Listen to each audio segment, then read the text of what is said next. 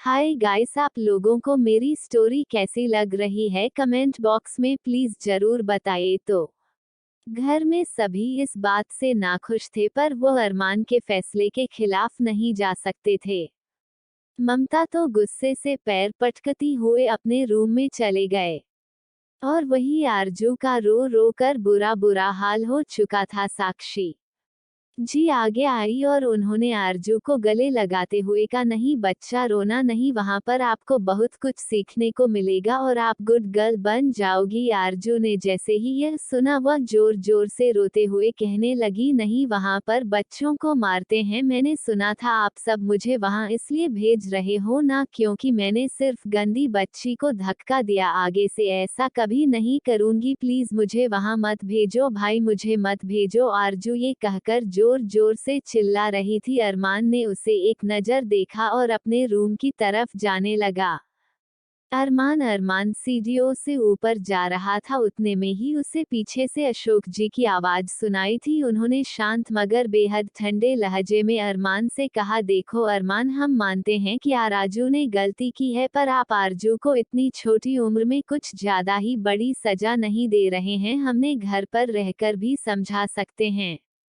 अरमान ने पीछे पलटकर अपने दादाजी की तरफ देखा और बेहद एरोगेंट आवाज में कहा, आपको क्या लगता है जितना लाड प्यार कर कर आप इसे बिगाड़ रहे हैं उस हिसाब से यह घर पर कभी सुधर सकती है? अगर आपसे आपने ध्यान नहीं दिया होता तो ये सब कभी नहीं करती, और अगर हमने इसे आज वहां भेजा तो इसे समझ में आएगा कि अगर इसने फिर से कोई गलती की तो हमेशा दोबारा भेजेंगे। इसलिए कभी गलती करने से पहले ये 100 बार सोचे कि अगर आप सबको मेरा डिसीजन गलत लगता है तो इसमें मैं कुछ नहीं कर सकता, पर आरजू को तो उसकी पनिशमेंट पूरी करनी पड़ेगी और यह मेरा लास्ट डिसीजन है।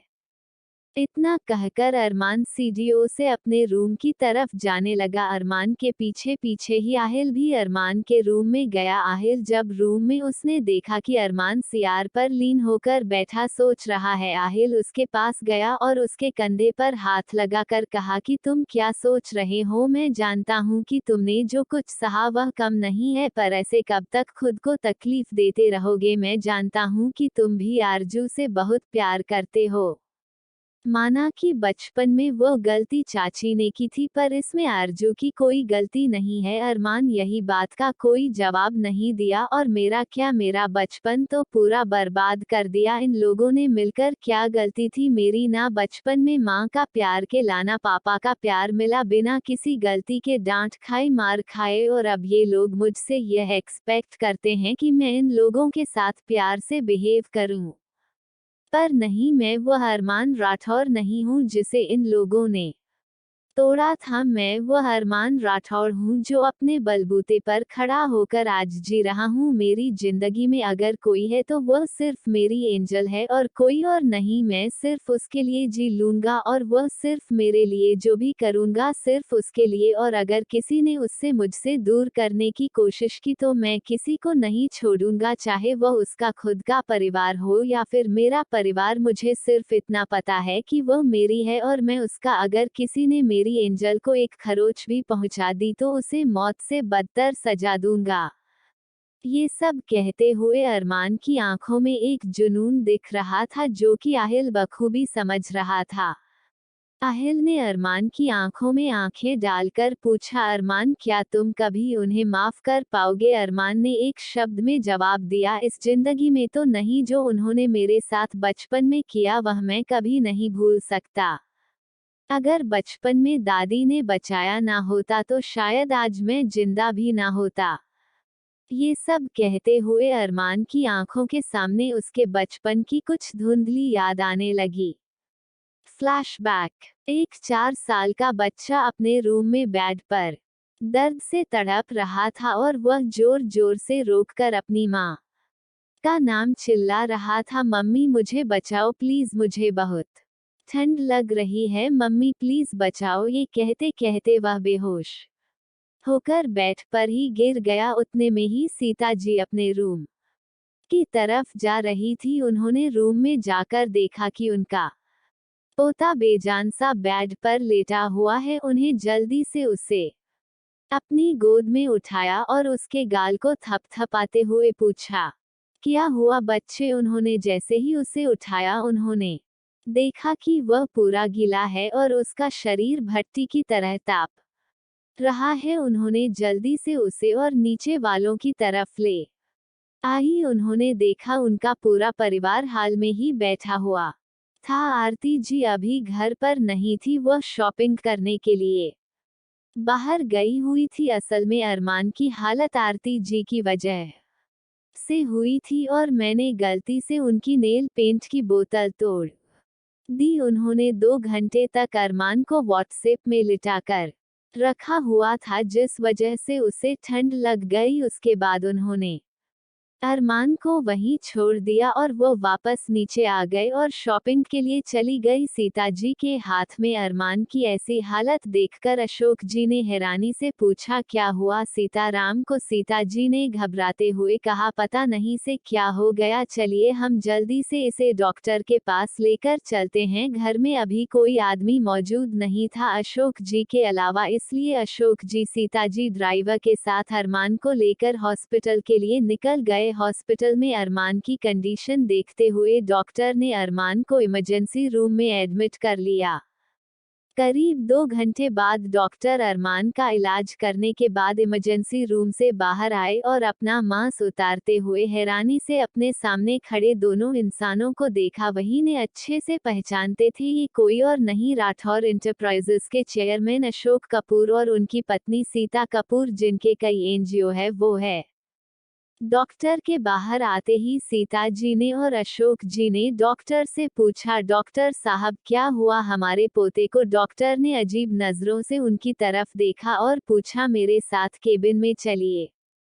अशोक जी सीता जी डॉक्टर के पीछे उनके केबिन में चले गए। डॉक्टर ने उन्हें कुर्सी पर बैठने का इशारा किया, क्योंकि वह इतने बड़े लोगों को नाराज करना ऑफ वार्ड नहीं कर सकते थे। अशोक जी और सीता जी के कुर्सी पर बैठने के बाद डॉक्टर भी अपनी कुर्सी पर जाकर बैठ गया और उन्होंने शांति से उन दोनों की तरफ देखते हुए कहा, mister Kapoor and Mrs Kapoor, मैं आप लोगों से बस इतना पूछना चाहता हूँ कि कैश बच्चे के पेरेंट्स जिंदा नहीं है या फिर इसके साथ नहीं रहते? सीता जी ने जल्दी से जवाब दिया, नहीं डॉक्टर साहब, हमारा बेटा अभी 1 साल के लिए आउट ऑफ इंडिया गया हुआ है कुछ काम की वजह से, पर हमारी बहू हमारे पोते के साथ ही रहती है। इतना सुनते ही डॉक्टर ने हैरानी से पूछा, क्या वह बच्चे की असली मां है? सीता जी और अशोक जी ने हैरानी से डॉक्टर की तरफ देखा और पूछा, मतलब क्या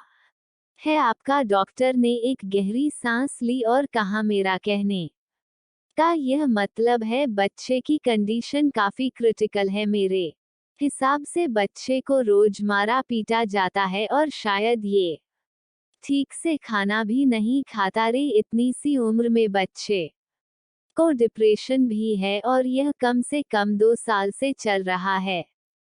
मतलब बच्चा अभी सिर्फ 4 साल का है, मतलब 2 साल की उम्र से डिप्रेशन है। मुझे तो हैरानी हो रही है, मैंने अपनी लाइफ में इतनी कम उम्र के बच्चे में डिप्रेशन के सिम्टम्स नहीं देखे, पर इस बच्चे को कम से कम 2 साल से डिप्रेशन है। और आप जिस कंडीशन में बच्चे कल आए हैं, अभी हमें बच्चे को 2 दिन तक आईसीयू में रखना पड़ेगा, उसके बाद हम बच्चे की कंडीशन टेबल होती है या नहीं ये बता पाएंगे। मेरे अकॉर्डिंग आज बच्चा कम से कम 2 या 3 घंटे ठंडे पानी में रहा है और उसके बाद भी बिना किसी के बच्चा काफी देर तक गीले कपड़ों में ही रहा। इस वजह से बच्चे को 104 डिग्री टेम्परेचर का बुखार था और बच्चे की कंडीशन भी काफी कॉम्प्लिकेटेड भी थे। और हम देख रहे हैं अगर ऐसा ही चलता रहा तो ये बच्चा हमें नहीं लगता ज्यादा दिन तक सरवाइव कर पाएगा।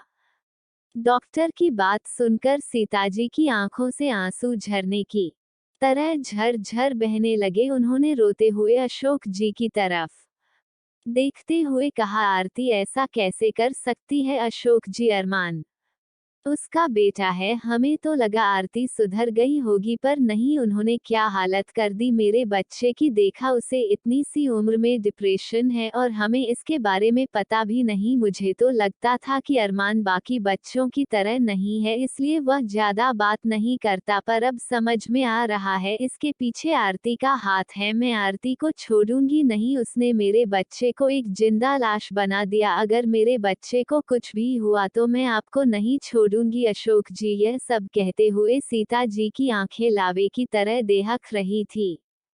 अशोक जी ने भी कुछ नहीं कहा, क्योंकि उन्हें याद आ रहा था कि अरमान के जन्म के बाद आरती का व्यवहार अरमान के प्रति कैसा था। पर कुछ दिनों बाद उन सब के समझाने पर आरती में अरमान को अपना लिया और उसके प्रति उनका व्यवहार भी बदल गया था। पर अब नहीं समझ आ रहा था कि वह सिर्फ नाटक कर रही थी, सिर्फ उनके सामने ही अरमान से अच्छे से बात करती थी, वरना अरमान के प्रति उनका बिहेवियर भी बहुत बुरा था। अशोक जी ने डॉक्टर से कहा, ठीक है, अरमान को होश आने के बाद हमें बता दीजिएगा। इतना कहकर वह सीता जी के साथ रूम से बाहर निकल गए।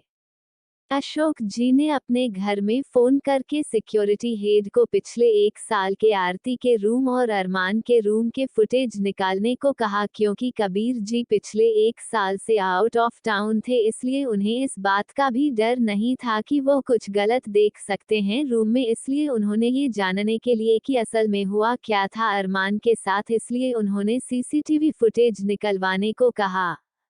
अगले 1 घंटे में ही उस सिक्योरिटी गार्ड ने अशोक जी के मोबाइल पर अरमान और आरती जी के रूम के कुछ मीन फुटेज, जो कि इंस्ट्रक्शन में अशोक जी ने बताए थे, वह उन्हें भेज दिए। अशोक जी और सीता जी ने जब वह फुटेज देखी तो उन दोनों के पैरों के नीचे से जमीन हिल गई। उन्हें अपनी आंखों पर यकीन नहीं हो रहा था। सीता जी ने उस वीडियो में देखते हुए नफरत से कहा, इस औरत को हम कभी माफ नहीं करेंगे। हमने कबीर से कहा था कि इनसे शादी ना करे, पर कबीर तो इनके प्यार में अंधा हो गया था, उसने बिना कुछ सोचे समझे इस औरत से शादी कर ली। देखा इसने क्या किया हमारे बच्चे के साथ।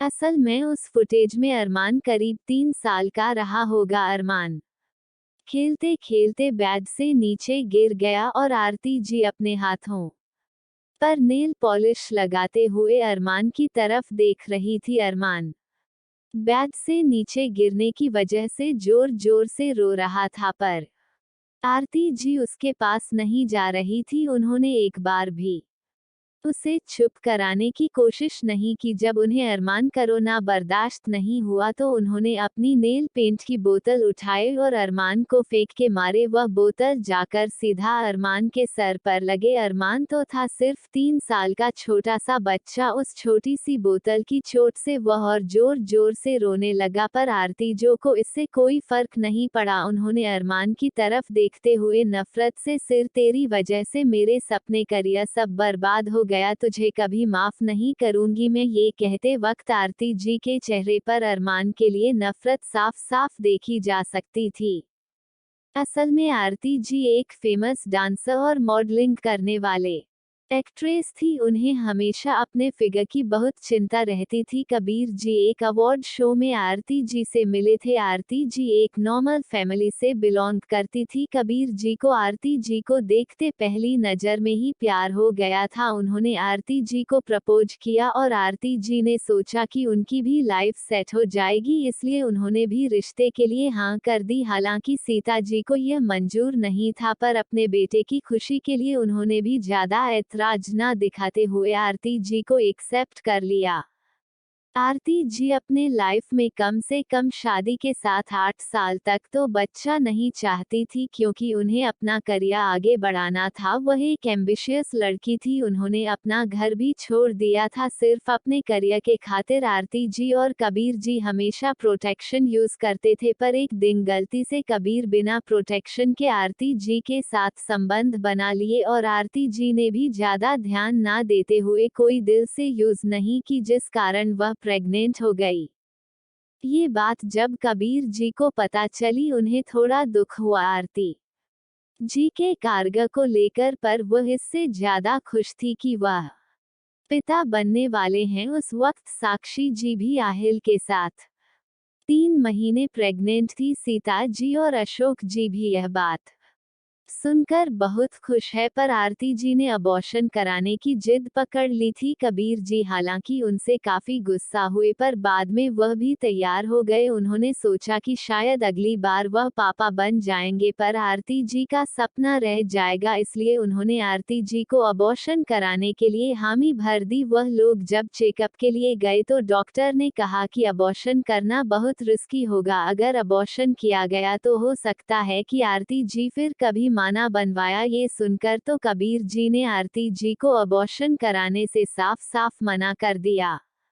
आरती जी को उस दिन से लेकर अपने पेट में पल रहे बच्चे से नफरत होने लगी। उन्होंने उसे अपनी जिंदगी का सबसे बड़ा सांप मान लिया, क्योंकि उसके बाद उन्हें कोई मॉडलिंग या फिर डांसिंग के काम मिलने बंद हो गए। ये सब इसलिए हुआ था कि कबीर जी ने खुद उन प्रोड्यूसर से बात की थी, पर यह बात आरती जी को नहीं पता थी। उन्हें यही लगा कि अरमान के उनकी लाइफ में आने की वजह से ये सब हो रहा है, इसलिए वह अरमान को खुद के लिए अनलकी मानती थी। उन्होंने कभी अरमान से प्यार नहीं किया, वह तो दिल से चाहती थी क्या अरमान उनके पेट में ही मर जाए।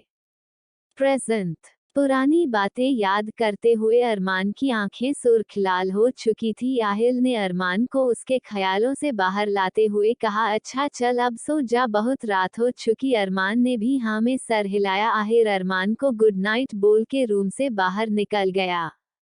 अगली सुबह राठौड़ मैंशन। आरजू दरवाजे पर सभी बड़ों के साथ अपना छोटा सा सूटकेस बैग लेकर खड़ी हुई थी। आरजू को आज ही बाल सुधार केंद्र 15 दिनों के लिए भेजने वाले थे। सबके समझाने पर कि वहां पर बच्चों को अच्छे से सब कुछ सिखाया जाता है, आरजू भी मान गई। वह बार बार सीडीओ की तरफ देख रही थी। घरवाले बाकी सब नीचे थे, पर उसे अपने अरमान भाई का इंतजार था। आरजू अपने सभी भाई बहनों में सबसे ज्यादा प्यार अरमान से करती थी। वो हमेशा चाहती थी कि अरमान भी उसे प्यार से बात करे या फिर प्यार से बीएफ करे, पर खैर ऐसा नहीं होने वाला था। इसकी वजह तो आपको पता ही चल गई होगी। अरमान भी अपनी पैंट की जेब में हाथ डालते हुए नीचे की तरफ आ रहा था। उसने देखा कि आरजू जाने के लिए रेडी है, तो उसने आरजू की तरफ जाते हुए कहा, मैं तुम्हें बाहर इसलिए भेज रहा हूँ क्योंकि तुम अपनी गलती से सबक ले लो कि हम किसी को परेशान करते हैं तो कैसा लगता है। एक बात हमेशा याद रखना, वहां पर जाने के बाद अगर तुम नहीं सुधरी तो ये समझ लेना कि हमेशा के लिए मैं बाद में भेज दूंगा। ये सुनकर आरजू ने जल्दी से कहा, नहीं भाई, मैं वहां अच्छे से भी अब करूंगी। आरजू ने अपने छोटे छोटे हाथों को आगे बढ़ाया अरमान को हक करने के लिए। अरमान ने कोई रिस्पांस नहीं दिया, पर वह पीछे भी नहीं गया। ये देखकर आरजू के फेस पर एक स्माइल आते, क्योंकि जब भी आरजू ऐसा करती थी अरमानों से 2 कदम पीछे हो जाया करता था, पर इस बार अरमान ने ऐसा नहीं किया। इसका मतलब ये था कि आरजू से हट कर सकती है। आरजू ने जल्दी से अपने छोटे छोटे हाथों से हग कर लिया। अरमान ने भी अपना एक हाथ उठाकर उसके सर पर फेरते हुए कहा, अपना ध्यान रखना। आरजू के आंखों में खुशी के आंसू आ गए। ये पहली बार था जब उसके अरमान भाई ने उससे खुद का ध्यान रखने के लिए कहा था। आरजू ने जल्दी से हमेशा हिलाया। अरमान ने उसे खुद से अलग किया और कहा, ठीक से जाना और 15 दिन बाद एक गुड गर्ल बनके वापस आना, ओके। ममता, जो कि अरमान को घर के सभी बड़ों से भी ज्यादा इम्पोर्टेंट मिलते देखकर बहुत ज्यादा जल भून रही थी, उसने अपने मन ही मन सोचा, क्या किस्मत है इस छोटे से पिद्दी से लड़के की, इतनी सी उम्र में घर का मुखिया बन गया। यहाँ तक कि पापा जी की भी बात नहीं सुनता। आज सिर्फ इसकी वजह से मेरी छोटी सी भूल से बच्चे इतनी बुरी जगह रहने के लिए जा रही है। इसका बदला तो मैं इससे, और जिसके लिए ये सब कर रहा है उसे तो लेकर ही रहूंगी। आरजू ने सबको बाय किया और ड्राइवर के साथ बाल सुधार केंद्र की तरफ चली गई। बाकी सब भी अपने स्कूल चले गए। स्कूल में जाने के बाद सबने देखा कि कार्तिक सुकून को गोद में लेकर गाड़ी से बाहर निकल रहा है। अरमान, जो कि अभी अभी स्कूल पहुंचा था, उसने झट से सुकून को अपनी गोद में लिया और उसके माथे पर किस करते हुए पूछा, एंजल, आप कैसी तबीयत है आपकी, बताओ। सुकून, जो कि आज एक फूल की तरह लग रही थी, उसमें अपनी टिमटिमाती आंखों से अरमान की तरफ देखते हुए कहा, सुकून बहुत अच्छी है। सुकून ना स्ट्रांग बेबी है तो सुकून को ज्यादा दर्द होता, वह गंदी लड़की कहाँ है। सुकून नहीं इतना ही कहा था कि आई ही आगे आया और उसमें सुकून को देखते हुए प्यार से कहा, सुकून, वो गंदी नहीं है, वह बस ना थोड़ी सी शरारती है, इसलिए उसने आपको धक्का दिया, और वह हमारी बहन है, उसका नाम आरजू है, ठीक है, वह भी घूमने के लिए बाहर गई है, वह 15 दिन बाद आएगी, तब मैं आपकी उससे दोस्ती करा दूंगा। सुकून ने अपनी टिमटिमाते आंखों से अरमान की तरफ देखते हुए कहा, मिस्टर हैंडसम, आप और आहिल भाई तो ब्रदर होना तो फिर वह कल वाली लड़की तो आपकी भी सिस्टर हुई, तो आपने उसे कोई सजा नहीं देना, आपने तो बोला था आप उसे पनिश करोगे।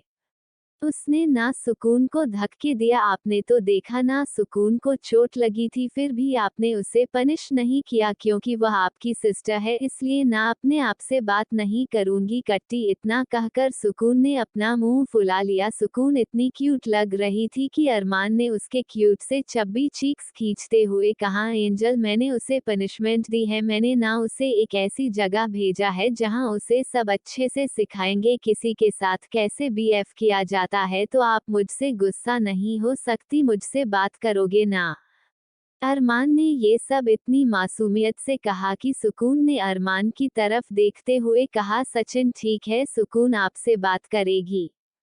वही ग्राउंड में मौजूद सुकून के भाई और अरमान के भाई बहन अरमान का ये रूप देखकर तो हैरान हो गए। कार्तिक ने धीरे से आहिल के कान में कहा, भाई, मुझे लगता है मैं पागल हो जाऊंगा, क्या ये सच में अरमान है जो इतने प्यार से बात कर रहा है। आहिल ने कार्तिक के सर पर एक शपथ लगाते हुए कहा, नहीं, ये लिए नहीं। अहरे की बात सुनकर कार्तिक ने बुरा सा मुंह बनाकर आहिल की तरफ देखा और कहा, टू रूड यू आर।